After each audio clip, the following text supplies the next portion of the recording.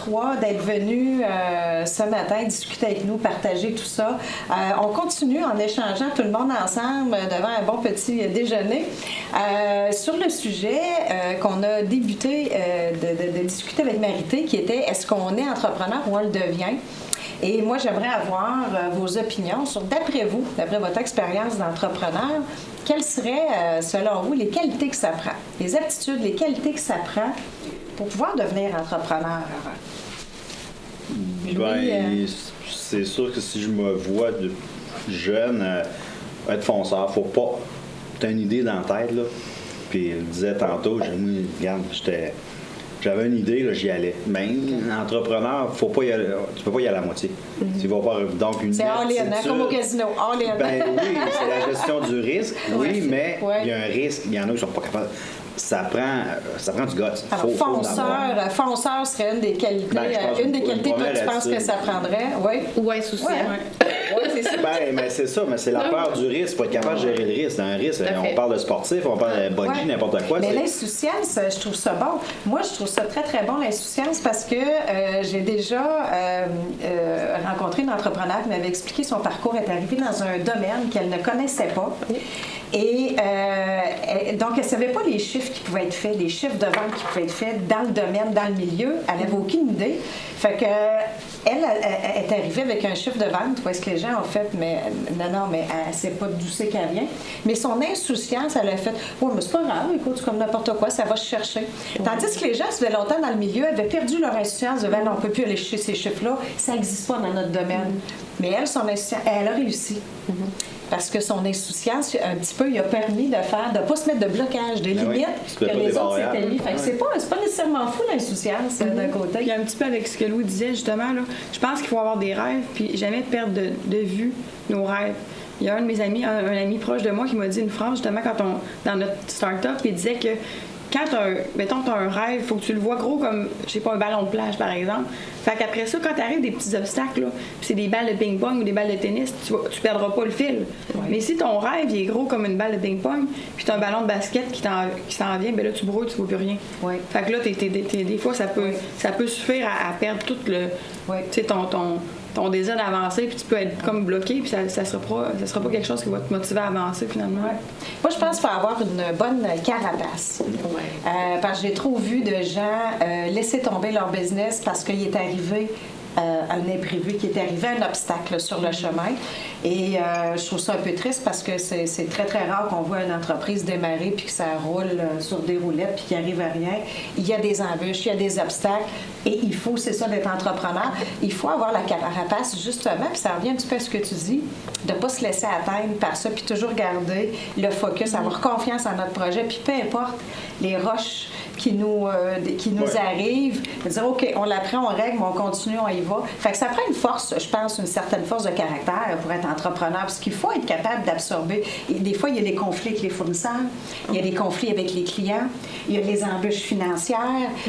C'est assez récurrent là, dans la vie d'un entrepreneur. Il y a plein de choses en avant de nous autres, mais il faut avoir une bonne capacité de prise de décision aussi. Oui. À un moment donné, il faut mettre le pied à terre, il faut prendre une décision. Oui. Puis des fois, puis on dit souvent l'adage, il n'y a pas de sentiment en affaires. À un moment donné, t'as pas le choix, il faut que tu prennes une décision. Des fois, c'est pas le fun. C'est vrai que c'est une qualité importante. Il faut aussi, tu n'es pas capable de prendre ta décision. À un moment donné, là, tu recules, puis là, tu te fais rattraper, puis là, il est trop tard. C'est pas toujours le fun de prendre des décisions. Il y en a qui sont très impopulaires. On n'a pas parlé des ressources humaines, là. Mais c'est important. Là. Oui, c'est vrai que c'est une qualité importante comme entrepreneur, avoir la capacité de prendre des décisions. Il faut s'adapter. Hein? Il y a toujours un environnement qui est malléable parce qu'il y a beaucoup de choses qui changent très vite. Donc, il y a la concurrence, il y a les clients, les besoins. Il faut avoir justement une vision assez 360, puis justement au lieu d'être blindé, dire « Ah, c'est moi qui ai la vérité », mais il faut quand même s'ouvrir à des opportunités. Moi, je dis quand une porte se ferme, il y en a 10 qui s'ouvrent. Oui. Parce que finalement, il faut garder les yeux ouverts. puis c'est une qualité aussi d'accepter la critique, hein, en autant qu'on puisse la transformer en nous positivement. Oui. Parce que ça, on va en avoir aussi. Pour avancer comme entrepreneur, il faut être capable d'écouter aussi, justement, comme tu dis, prendre les critiques constructives pour se bâtir puis avancer. On ne peut pas être fermé et dire non, c'est ça, je suis parfait, c'est comme ça, on n'avancera pas puis ça va être difficile. Mais, Dans différents domaines, par exemple, nous, en médecine esthétique, c'est sûr que c'est un domaine qui est en plein essor. La concurrence est quand même assez forte, mais justement, il ne faut pas s'arrêter à ça. Il ne faut pas non plus, comme surfer sur notre comme ça, sans jamais vouloir parfaire nos connaissances, aller en formation continue, faire des liens avec des partenaires, du partenariat plutôt, transformer un peu la concurrence en partenariat. Des fois, je pense que c'est possible aussi en 2018, puis d'essayer de voir ça, puis un peu changer la vision de...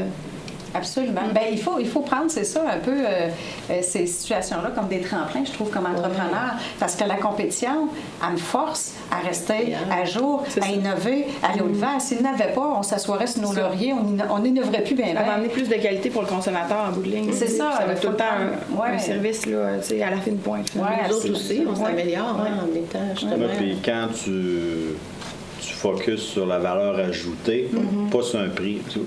Moi, j'ai jamais vendu de prix. Dans mes entreprises, chez Réseau de Vinci, l'inspection en bâtiment, il y en a. Mais on se fait appeler, on se fait référer, puis on n'est pas moins cher. Sauf que ce qu'on livre, c'est la qualité. C'est la valeur ajoutée, c'est ça. Quand tu focuses sur un prix, c'est juste une question de temps. C'est vraiment son résultat. Il y en a un autre qui va être plus bas que toi.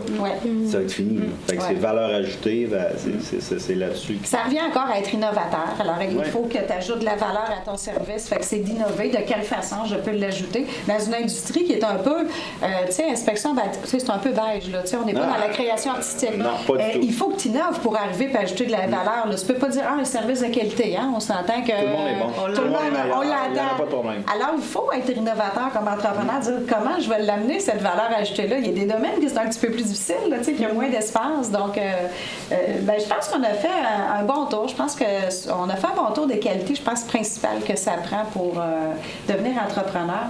En tout cas, en espérant d'avoir inspiré nos téléspectateurs, ceux qui désirent démarrer, partir, peu importe l'âge, parce qu'il n'est jamais trop tard pour réaliser ses rêves et un beau projet. Et je vous souhaite une super belle continuité. Merci encore une fois.